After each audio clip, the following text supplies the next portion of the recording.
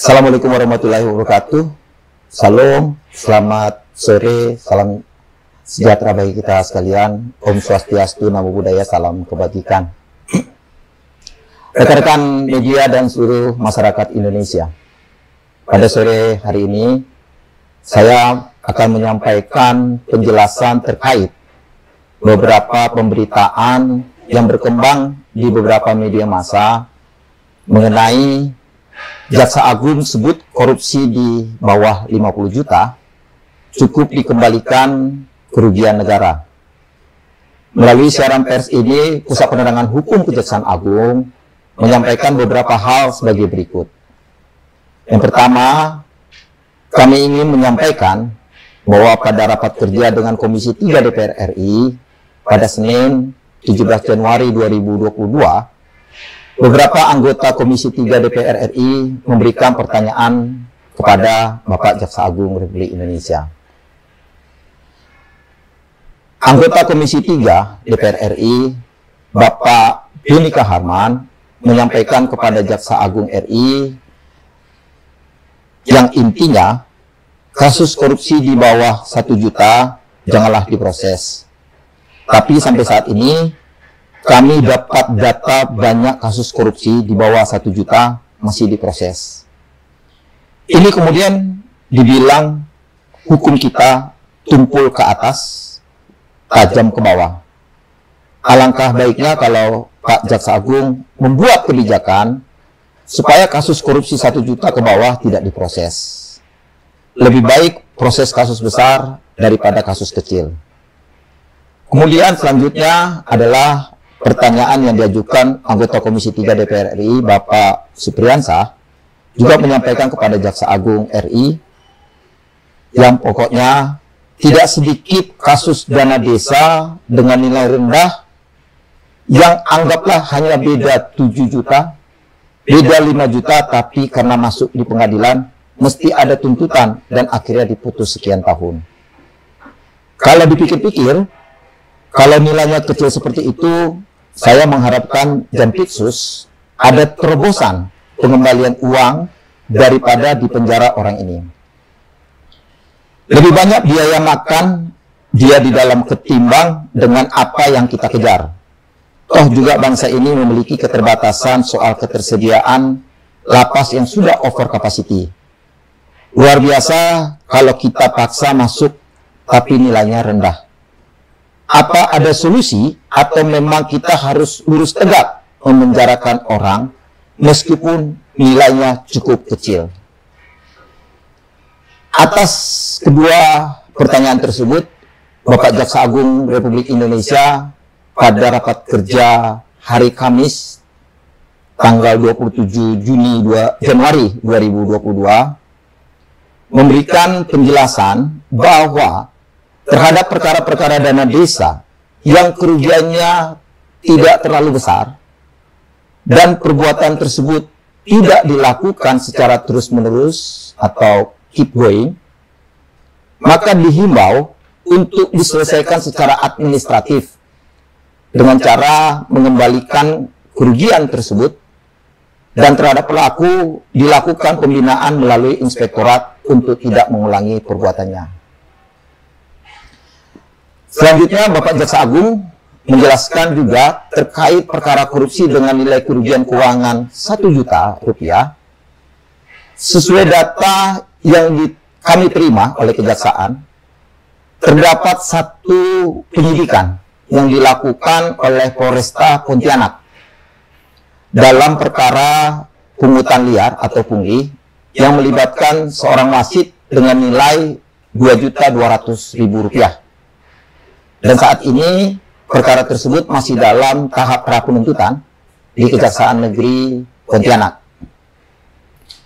Perkara tersebut tidaklah berkaitan dengan kerugian keuangan negara, namun terkait dengan upaya pemberantasan pungutan liar atau saber pungli. Oleh karenanya, penanganannya diharapkan dilakukan secara profesional dengan memperhatikan hati nurani dan atau menggunakan instrumen lain selain undang-undang tidak pidana korupsi. Sedangkan untuk perkara tipikor yang berkaitan dengan kerugian keuangan negara, Kejaksaan Agung telah memberikan himbauan kepada jajarannya untuk tindak pidana korupsi yang kerugian keuangan negaranya di bawah 50 juta rupiah untuk diselesaikan dengan cara pengembalian kerugian keuangan negara sebagai upaya pelaksanaan proses hukum secara cepat, sederhana, dan biaya ringan. Demikian pernyataan yang disampaikan jawaban Bapak Jaksa Agung di saat Komisi 3 DPR. Adapun penjelasan di atas merupakan respon Bapak Jaksa Agung Republik Indonesia dan himbauan yang sifatnya umum untuk menjadi pemikiran bersama dan diperoleh solusi yang tepat dalam penindakan tindak pidana korupsi yang menyentuh baik pelaku dan masyarakat di level akar rumput, yang secara umum dilakukan karena ketidaktahuan atau tidak ada kesengajaan untuk menggarong uang negara, dan nilai kerugian negaranya pun relatif kecil. Seperti misalnya, seorang kepala desa tanpa pelatihan tentang bagaimana cara pengelolaan dan pertanggungjawaban keuangan negara. Ia harus mengelola dana desa senilai 1 miliar untuk pembangunan desanya. Hal ini tentunya akan melukai keadilan masyarakat apabila dilakukan penindakan tindak pidana korupsi, padahal hanya sifatnya kesalahan administrasi, atau misalnya kelebihan membayar kepada para tukang atau pembantu tukang dalam pelaksanaan pembangunan di desanya, dan nilainya relatif kecil, serta kepala desa tersebut sama sekali tidak menikmati uang-uang tersebut. Contoh lainnya, seorang bendahara gaji membuat nilai gaji yang lebih besar dari yang seharusnya diterima oleh beberapa pegawai di suatu instansi pemerintah. Ini pun suatu maladministrasi yang akan melukai keadilan masyarakat jika kasus-kasus tersebut ditangani dengan menggunakan instrumen Undang-Undang Tindak Pidana Korupsi. Oleh karena itu, Bapak Jaksa Agung Republik Indonesia menghimbau untuk menjadikan atau dijadikan renungan bersama bahwa penegakan hukum tindak pidana korupsi pun harus mengutamakan nilai keadilan yang substantif selain kemanfaatan hukum dan kepastian hukum.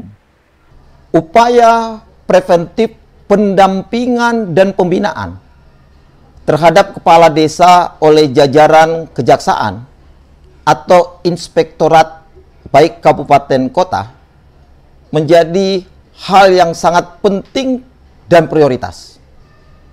Selain itu, upaya penyadaran kepada pelaku untuk secara sukarela mengembalikan kerugian keuangan negara yang timbul akibat perbuatannya merupakan hal-hal yang meringankan apabila pengembalian kerugian keuangan negara dilakukan pada tahap penyidikan, penuntutan, atau pemeriksaan di persidangan.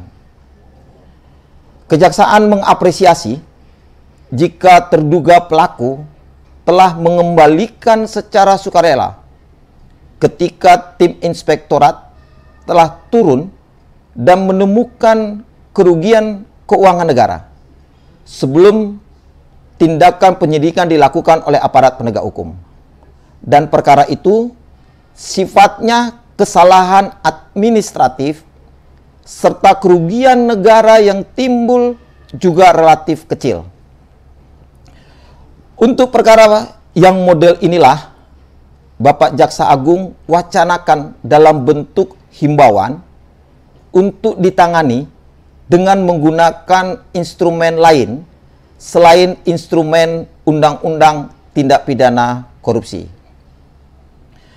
Himbauan Bapak Jaksa Agung Republik Indonesia bukanlah untuk impunitas pelaku tindak pidana korupsi dengan kerugian keuangan negara yang relatif kecil.